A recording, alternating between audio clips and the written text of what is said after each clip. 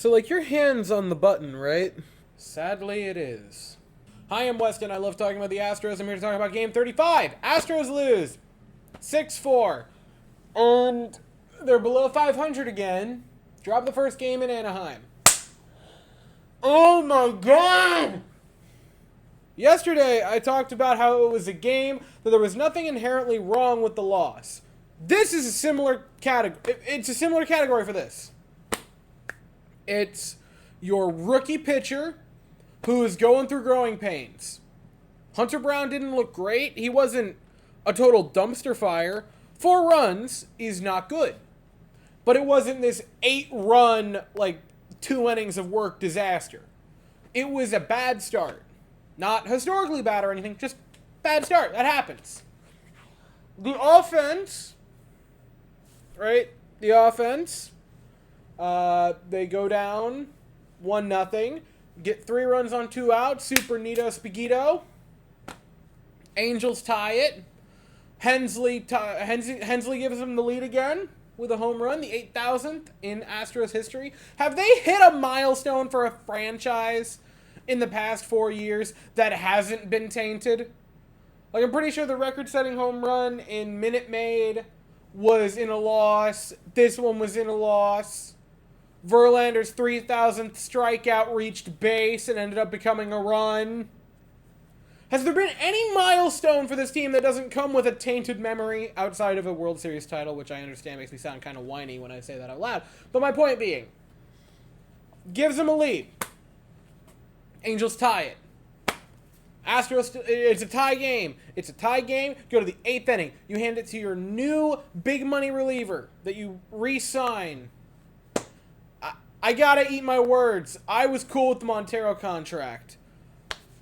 It was another ghastly start for him. It was rough. It was bad. You know who wasn't bad? Seth Martinez, who you've stuck in the garbage time reliever. But look at that. Past couple games, you've given him legitimate time in important situations. And he's done well. Ending in 2/3 tonight. Scoreless relief. Good job for him. Nearest looked good.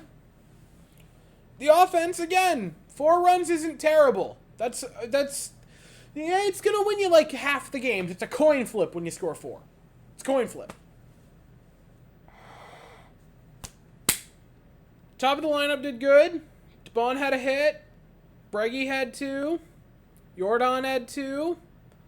Brayu had a hit, and he lined the ball into some really hard outs. I hope this is a turning point for him. Chaz was back. He had a nice catch. I was terrified with it because I thought he went down weird and was going to be like, I have hurt my back again. I was going to bang my head into the wall. Yonder Diaz threw out a runner. That was cool. Can I just not have an opinion of a game?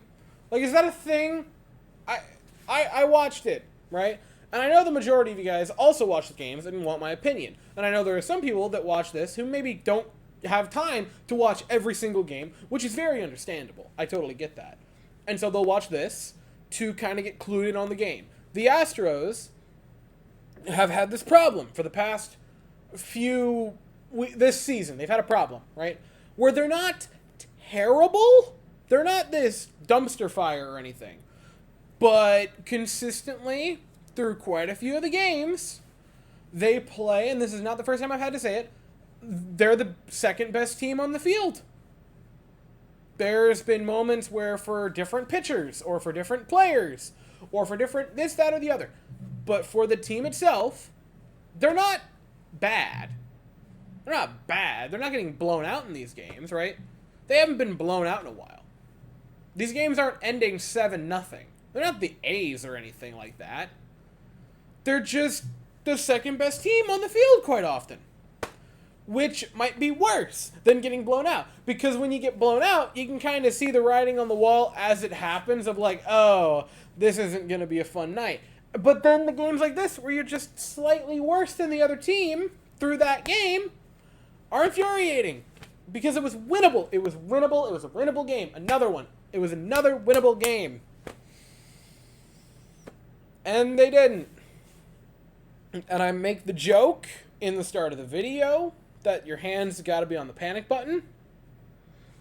I they have, and here's how I'm going to put this. They are not fully healthy. You get Chaz back. That's great. You know, first game obviously is not going to hit 3 home runs or anything. Getting back into the swing of it. Had a really nice defensive catch. His defense is great as always. They still have to get Brantley back. They still have to get Altuve back. And they still have to get Lancey Boy back. This team, in the past 6 years, has won 4 pennants, 5 division titles, and a pair of World Series. They have earned the benefit of the doubt. They have earned us as a fan base to allow them to get all of their players back and healthy and put them on the field. We have yet to see this Astros team at full health, right? This isn't like years past where they start out healthy and then a couple players drop by the time you get to the 20th game or so. It's a matter of you're missing 2 legitimate, everyday starting players who not just were everyday starting players, but important everyday starting players. Debatably your best player on the team, debatably your best player in franchise history in Jose Altuve, and massive importance for Michael Brantley, right? Very important player.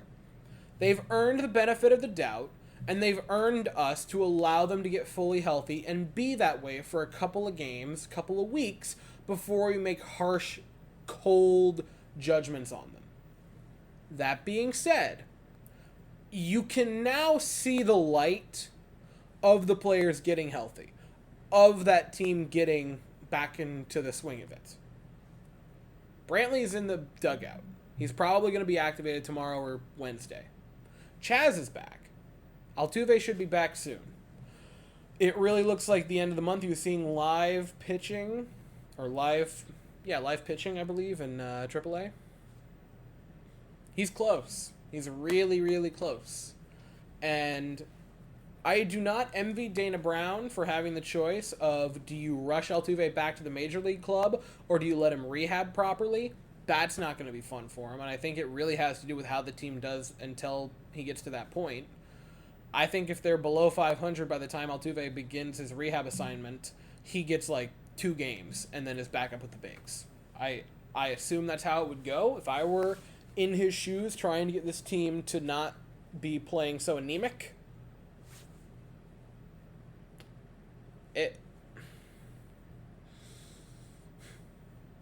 they've earned the benefit of the doubt. That's how I'm going to put it. I am not pressing it yet. But, God, your hand has to just be hovering over the button right now. And it's getting real close to pushing. It's a pressing issue. Psh. That's a great joke that I made right there. You're welcome for that. I don't know what else to say for that game. You play tomorrow. And by the way, here's the thing, right? Because, hey, you get your ace for the game. So do they. Framber versus Ohtani. That's a great pitching matchup. Those are 2 great pitchers. And it's the task at hand for the Astros, for Framber Valdez, is to not be the second best team on the field. That's your ace, and I understand that that's theirs. Prove that you are the better team and go beat their ace with yours. It's a simple task for the Astros, and I say simple with quotation marks. It's a straightforward assignment. Go beat their best with yours. Game's at 9:38 Eastern, 8:38 Central. Almost said 48. 8:38 Central. I'll be here afterwards to talk about it, but as for right now, that's all I have to say. So if you enjoyed the video, please consider to like and subscribe. Thank you all so very much for watching. I hope you all have an absolutely fantastic day, and as always, go Astros.